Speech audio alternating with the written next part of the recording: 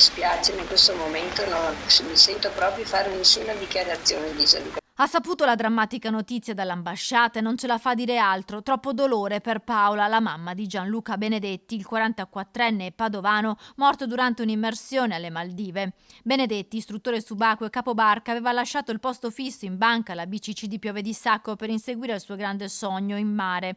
Dal 2017 le Maldive erano diventate la sua casa per 7 anni, con una breve parentesi in Indonesia. Lo si vede sorridente nella foto del sito del tour operator Albatros Top Boat. Qui a Padova, in via Facciolati, vive la mamma rimasta vedova pochi anni fa. I vicini, ora sotto shock, pensano a lei. Lo vedevo quando tornava, che faceva i giri in bicicletta, conosciuto.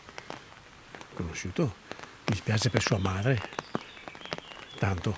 Sgomento e tanto dolore tra chi conosceva Gianluca come Marco Ilotti, presidente del Centro Sportivo Italiano del Veneto e suo ex allenatore di calcio in gioventù. Chi era Gianluca Benedetti? Un amico, un bambino che ho visto crescere in parrocchia Cristo Re, dapprima come animatore, poi come allenatore e alla fine ho anche avuto la fortuna di essere un compagno di squadra nel Real Padova.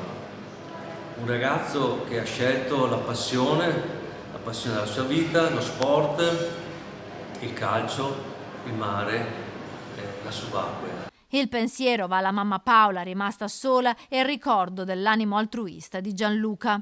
Un riferimento per tutta la squadra, un ragazzo che non lasciava indietro nessuno, era il primo nel massimo dell'impegno, bravo, intelligente, determinato. Lascia un vuoto profondo. Cosa sia accaduto a 60 metri di profondità nell'atollo maldiviano resta un mistero. All'origine della strage degli italiani potrebbe esserci stato un problema alla miscela di ossigeno delle bombole, oppure il maltempo e il cambiamento delle correnti che potrebbe aver disorientato i sub facendoli restare incastrati.